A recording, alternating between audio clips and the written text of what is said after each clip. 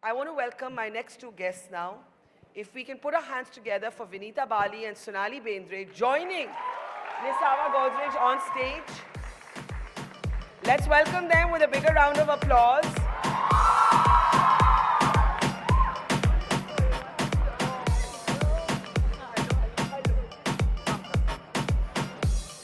Sit anywhere, it doesn't matter. I can be the color between black. The color between black.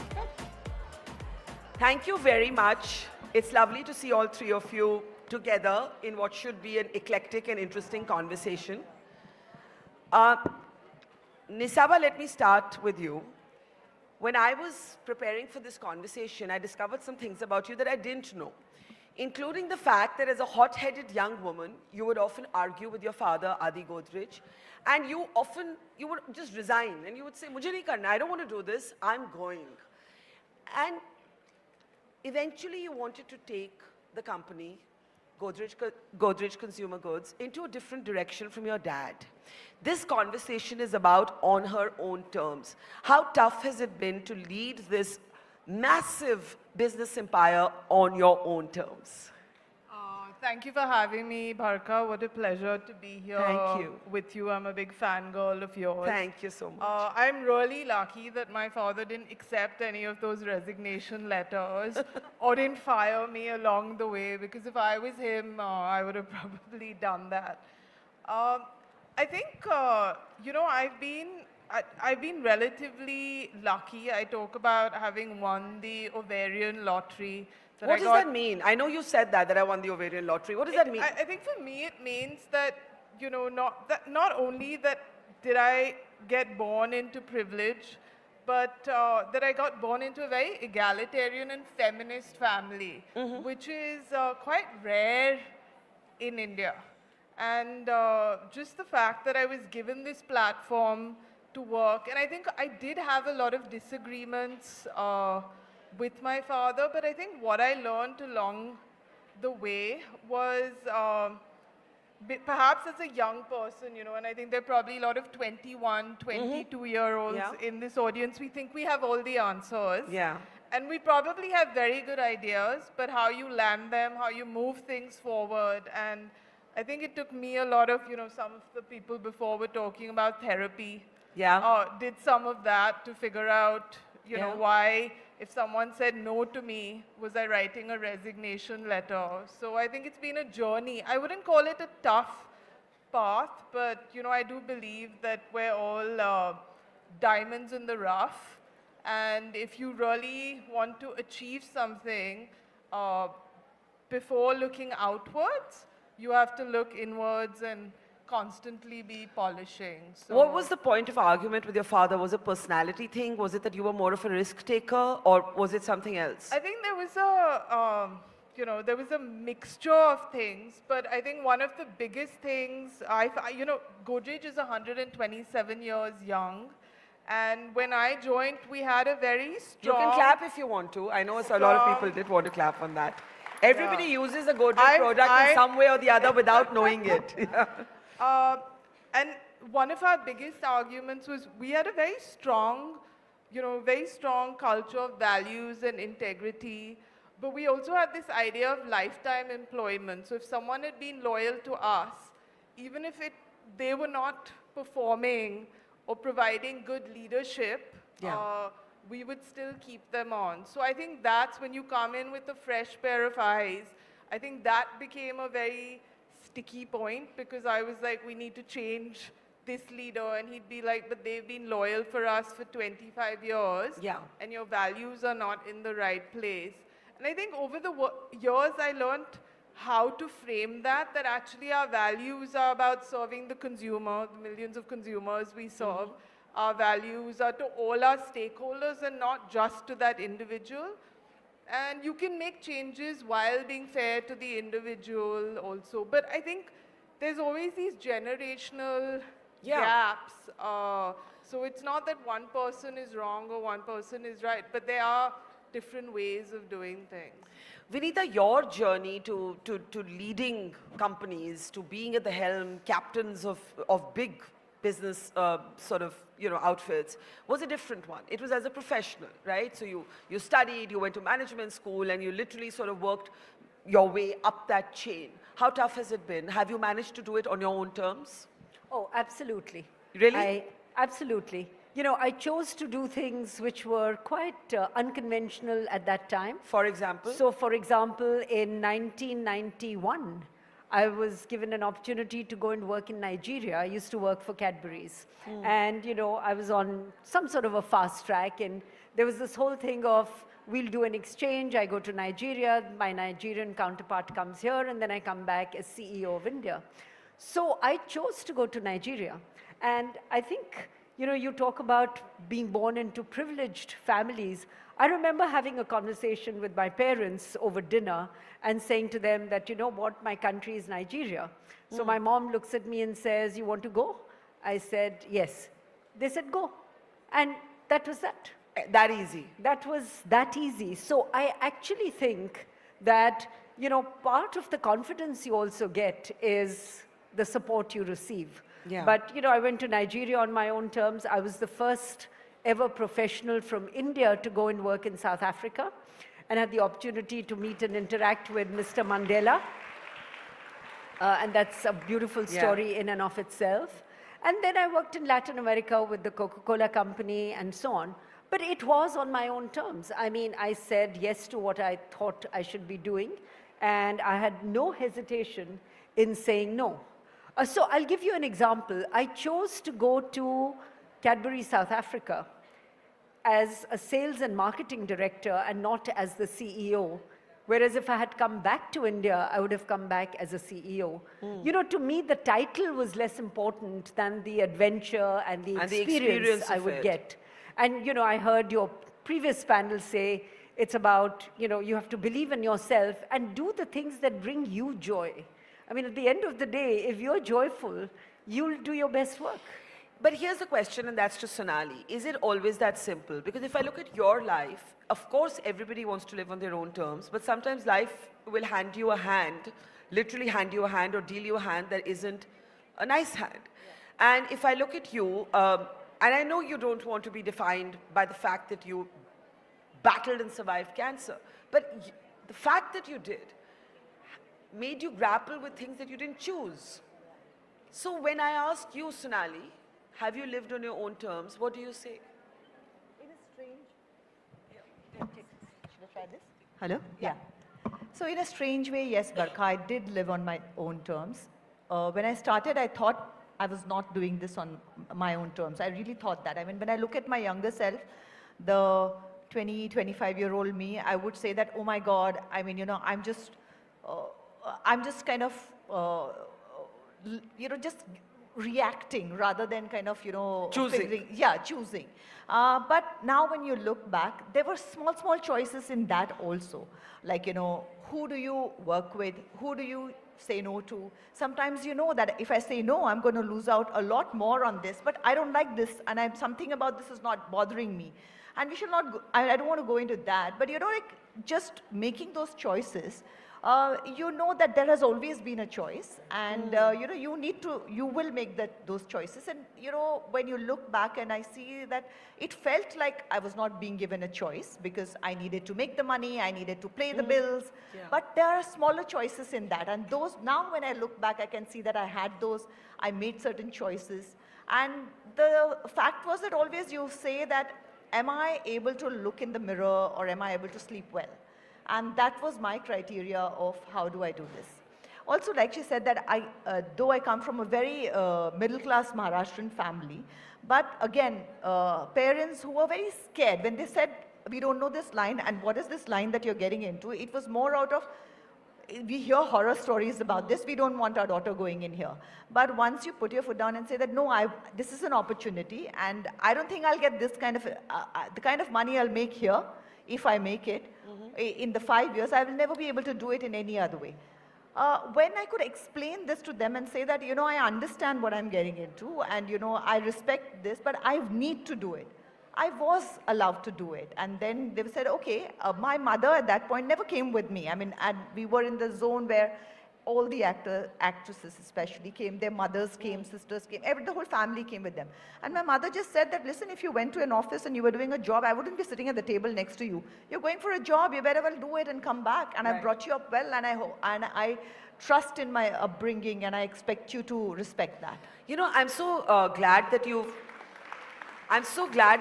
talked about money, because one of the things I think, and maybe this doesn't apply to you, Nisaba, because you actually are the promoter of that empire, but women are often uncomfortable talking about money.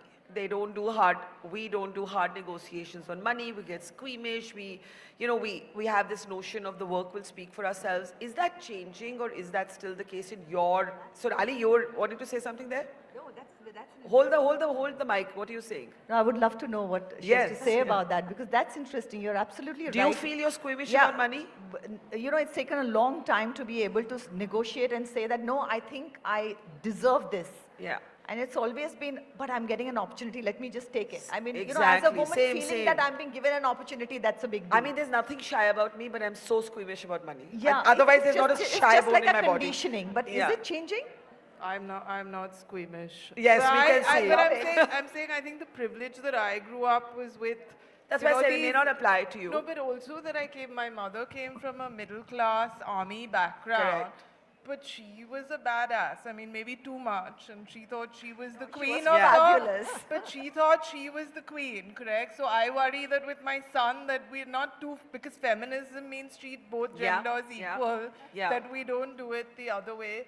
But I do see, that when you encourage women, and they might not have been encouraged by their family, but if you encourage them within a business, by their friends, I see the amazing stories of partners, correct? Men or, other partners who encourage women, then I see the barriers, I do see the barriers fall away, but I think you need that environment around you. Yeah, Vinita, You know, it's shifting and changing, but not enough.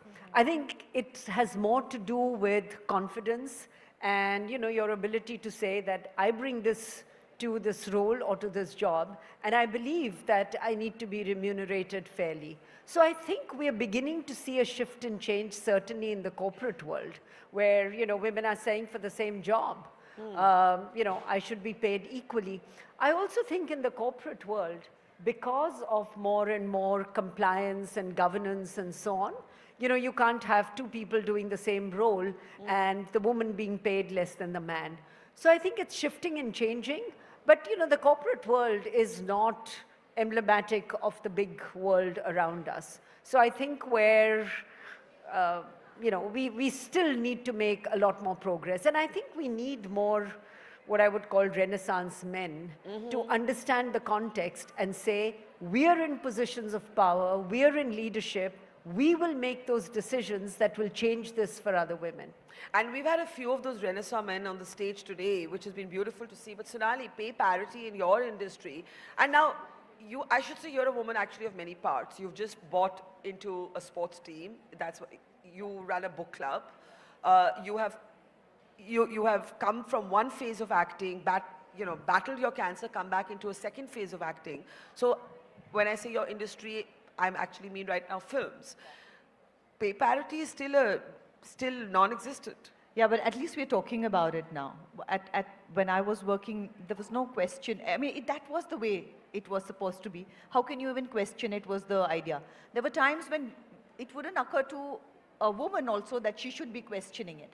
But today I see, it's amazing to see girls who have come in new saying that, but I'm bringing this to the table, I deserve it. And I think it's fantastic because also, if you can get that opening at the box office, then you deserve the price you're asking for. So because the numbers are out there, it's so much more easier in our line actually to see it. That if you can open the film, you deserve it. But does it happen? It's beginning to happen, and that's amazing. It is beginning to happen. One thing that I've always struggled with, Nisaba, and for all of you, is there a female leadership that's different from a male leadership? And the reason I've struggled with this is, we don't want to be generalized in a negative way basis our gender. So should we be being be giving ourselves compliments based on our gender. Like, you know, it's become fashionable to say women can multitask better than men. Women are more compassionate than men. Okay, if we're giving ourselves those compliments and tomorrow someone will say, oh, women are more emotional at work. So how do you look at this question? You know, I don't really believe that there's So you don't believe there's this gendered leadership? I think there's conditioning, gendered conditioning on what you're expected to do, correct? Like we were just talking about companies. I do think that, you know, we should be required to put representation, pay equality, all this data. We've seen board of directors move from sub 10% to about 20% now on listed companies because it was mandated. Equally, I think we should encourage care for men, correct? Like, absolutely, there should be paternity care, or family there should leave, be family leave. So there, you know, we have to find this balance, but I don't really believe it. There's, you know, I had a Columbia professor tell me he's doing some research on testosterone and, you know, could that lead to more leadership, but that's why there are more men who are criminals. So, I mean, I just, there are people who would keep doing this research, but I think the way we think about it at Godrej, and whether it's women, you know, LGBTQ, any sort of, is that you want the biggest talent pool that you can get without narrowing it down and saying, you know, a woman can do this job better or a man can do, I think we limit ourselves by that condition. Do you agree, Vinita? You know, I actually think, Barkha, we are asking the wrong question. Okay. I think the question is, how effective am I as a leader? Agreed. Which is, you know, gender agnostic. I can be a woman and be a very effective leader. I can be a man and be a very non-effective leader. So I think we've just chosen to perpetuate this, you know, gender debate because it's a nice debate to have. We say, you know, women are like that, but men can't be like that. Women are more empathetic. I personally don't like it because I feel the moment you pat yourself on the back for having some biological traits or, you know, as a woman, that it'll bite you. Exactly. And I think we also need to distinguish between what is a leader and what is leadership. I think leadership is about behavior. Leadership is a verb. It's about what I do, not what I say. It's about taking ownership. It's about taking accountability. So those characteristics, you know, people have or they don't have. You know, leader is a title. It can't be an entitlement. Just because my designation says president doesn't make me effective. What makes me effective is what I do. You know, like somebody said, your actions speak so loudly, I can't hear your words. And I think that is the essence of leadership. And we've just taken it into this easy way of women and men and so on. But I do think there is cultural conditioning. I don't think it's biological, but I do think it's, you know, in the nurture versus nature debate. So, you know, you used and you're a parent. Words. Sorry, you Sonali. used two words, which was women are multitaskers. No, I said sometimes people say that. I'm not saying it. I agree. Sorry. You know, women are they say that women are multitaskers. They have more compassion, etc., etc. It took me this nearly, like, you know, kind of.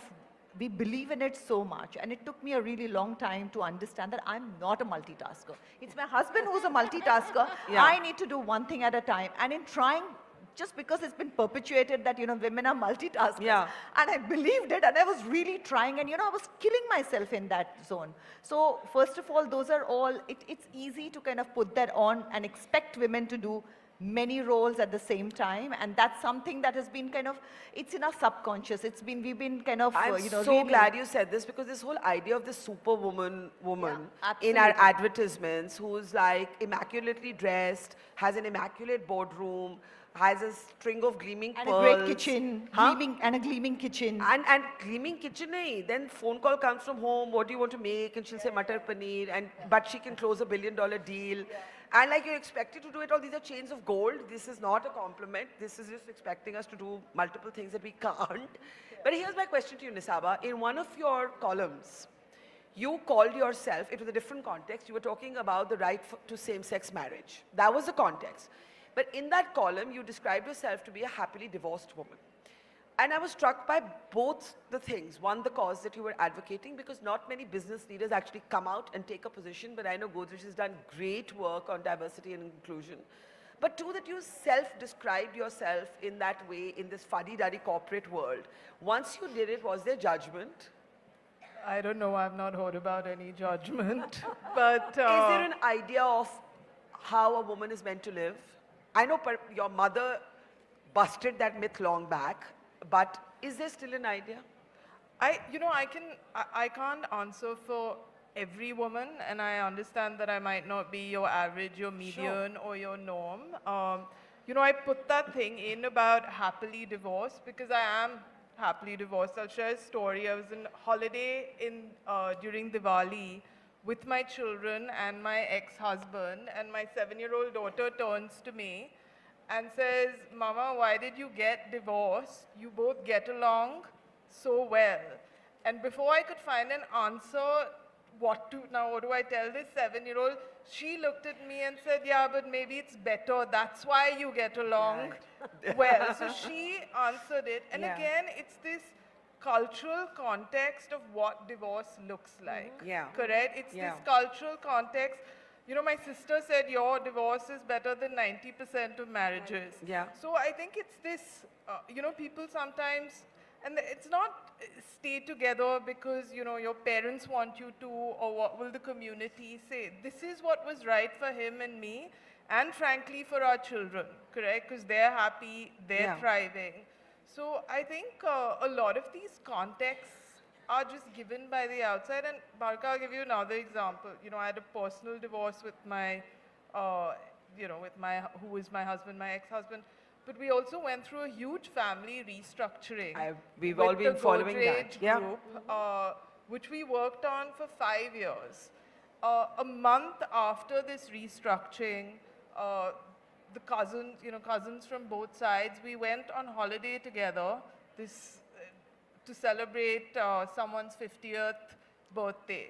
So I think there's a culture, you're told that marriage is good, divorce is bad, having children is good. Who is to decide that? I agree. Correct? And my experience has been actually, in companies we talk about demergers to unlock value. Actually, if you separate something out, it'll unlock value. So, my experience in life is that, this author from Untamed, Glennon Doyle, she says, maybe imagination is where you go to remember reality and not forget it. And you have to live from your imagination, correct? Not from the constructs of what someone else gives you. And, my experience is then it can work out pretty well. And you can do difficult things with love and decency. I completely agree, but yet I feel, Vinita, that for a number of women, and we don't talk about this enough, equality at work is our whole conversation. We don't talk about what's happening at home. Exactly. And what's happening at home matters and impacts both men and women. And a lot of women don't have equality at home, or they have gendered roles, again, not biological, but society determined at home. And our workforce numbers show us that women are dropping out of the workforce. Is that because when we think of the family, we still primarily put it at the doorstep of the woman to carry that responsibility? Yeah, I think it's just decades and years of conditioning, which says that this is the way women should behave and this is the way men should behave. And, it's about the women who have to give up their jobs because the spouse has got a role which is... So these are expectations created by society. These are expectations then, further enhanced in families.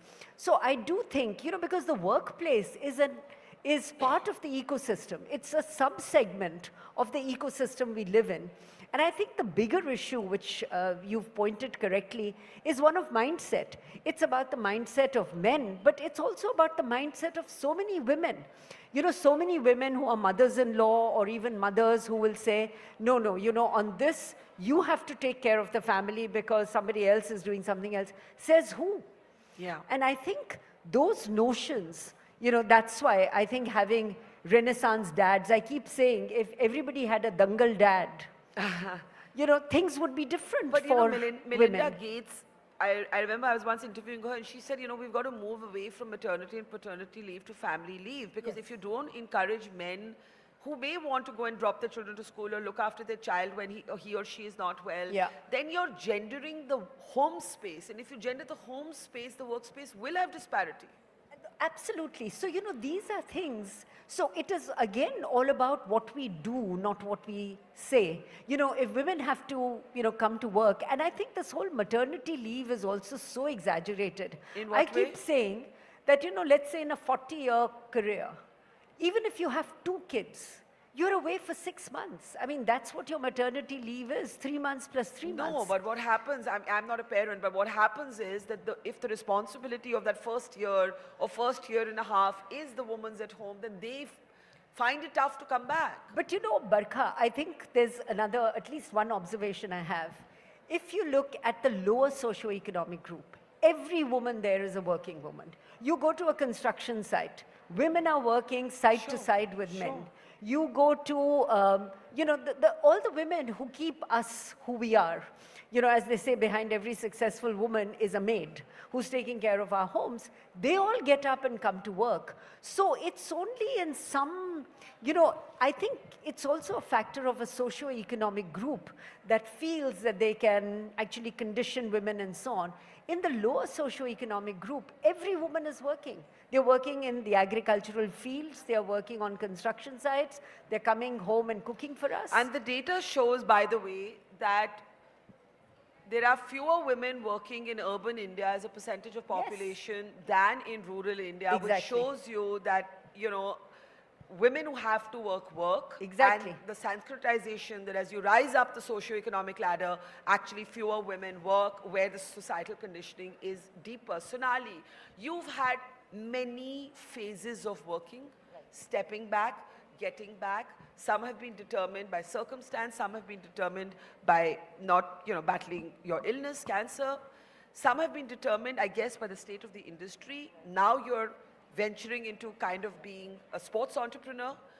How easy is it for women to come in and out of the workforce? Very difficult, actually, because once you kind of get away, to get back in, it's like, you know, you have to, it's literally like beginning, because I don't know, must be different for men when they come back after I don't know if they get that gap at all, but I find that, and not just me, I see that with my sister. She had her twins, the twins had some illnesses and whatever, and by the time she came back, there was no role left for her, and they wanted younger women, you know, so there is, definitely that bit is there. Or when you have a child, you'll probably need to go back early, we want you to work late. There are all those things that we don't really speak about are definitely there in urban India, in middle class homes. These are the factors that come to play, and I agree that usually you look at mother as being the main primary caregiver where the child is younger.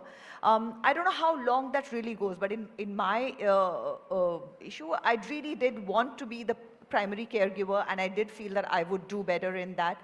That I also feel is something that you and your partner need to figure out, that, you know, where does this work out? This is working out for me, I can take this on, I'm more comfortable doing this. That's a conversation that you and your partner need to have. But the question is that how many places can you have this conversation with your partner? Because most of the time when you go in and you look at the homes, when I wrote the parenting book that I was writing, the main thing that you know, when fathers want to be part of the child's life and they say, oh my God, what is this woman's job that you're doing? You hear educated women, mother-in-law, mothers, aunts, relatives, talking about this and demeaning that thing. And you know, the men are like, I want to do it, but I'm not sure if I should be doing it. It's changing, but very, very slowly. Yeah, but I think we can see and feel some of those shifts. Just at the end, if you had to look at a tough moment in your life and how you got past it, I'll start with you, Vinita, Sonali, and then Nisaba, very quickly. Tough moment. What was a tough moment for you professionally, personally, whatever? You know, because we're talking about that. Are you all going to say we've had no tough moments? You know, was there such a tough moment in my life? I can't think of one, honestly. That's fabulous. I mean, I honestly can't think of a life it. that doesn't have those moments. But you know, I also think a tough moment to a large extent is also defined by you. So I could say part of the reason for me to come back to India after, you know, I was doing really well, I had no plans to come back to India, my mom had a stroke. Yeah. So I remember flying from Atlanta to see her in Delhi, and I decided that I was going to come back before I knew what I was going to do. Yeah. So was it a tough moment? It was tough personally because of the health of my mom. But once I made the decision that I'm going to come back, it sort of ceased to be tough.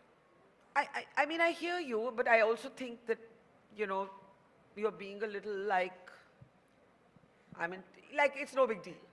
Not that your mother had a stroke is not a big deal, but that this happens in life, that life is that, and you take it head on. Yeah. And I hear you because in a way I'm like that, but a lot of people can't cope with it like that. Yeah, you know, so I think the point I'm making is, you know, tough is how you see a situation. Yeah. You know, the same situation for somebody can be very tough, for others can be moderately tough, and so on. But I do feel that, you know, whatever happens, our ability to deal with what happens at that time defines, you know, what is really tough and you can cope with or you can't. Sonali? I think there's nobody in this world who can say they've not had tough moments. I mean, it's different. What appears tough to me might not be so tough for others, you know, like we were talking about it, in fact, backstage when we were talking about it, and you know, like, yeah, a lot of times you're told that, you know, you went through cancer and you know, survived it and whatever. And I said, you know, what must have been so tough for you and everything? Yeah, sure it was, but the moment you look at it from the point of view of where, and there are so many of the women who, when they get this disease, are thrown out of their houses with their children and don't know if they can get a treatment, if they can be treated. And when you look at that and you say, yeah, it's cancer, but look at how lucky I am. So that is something that I think it's a point of view, and we need to, there is nobody who doesn't have tough times in life. We are all going to go through it, and at that point it can be difficult, you tide over it, and it's just the way you look at it, and it's the attitude that you look at that tough times with. Nisaba? Feel free to clap more generously, guys. Yes. Yeah, you know, I would second what both of them are saying. I don't think any life is without its ups and downs and its good times and some amount of tragedy. But I think this idea that how you approach it, correct? That our brains, like our bodies, our brains are neuroplastic, correct? So you can build, it's a muscle, you can build courage, you can build wisdom, you can build all these things, correct? And what they said, you know, these grandmothers' truths, they're true. Do some yoga, go for a run, breathe deeply. It sounds really stupid. Like if I was being told this in my 20s, I'd be like, why have they called these old women here? But really, it's that choice you make every day when you wake up to do your inner work that gives you the resilience. Absolutely. And you know, you have and to so remember, much is mind over matter. You have to remember this too shall pass, correct? So I think amazing. That's well, thank that you. would be my perspective. Thank you for being role models for so many women. Thank Can you. I request you all to just step up and have, this is the next, her awards. We call these awards Hope, Empower, Rise. And may I actually call Colonel Preeti Kanwar and Major Bhumika to present these awards, if we can. And it's always great to have them back on stage. So great to have you with us. And may I please request you to present these awards. Yes. And that's to Sonali, if you can, ma'am. If you can, to Sonali. Ma'am, could you present it to Nisaba?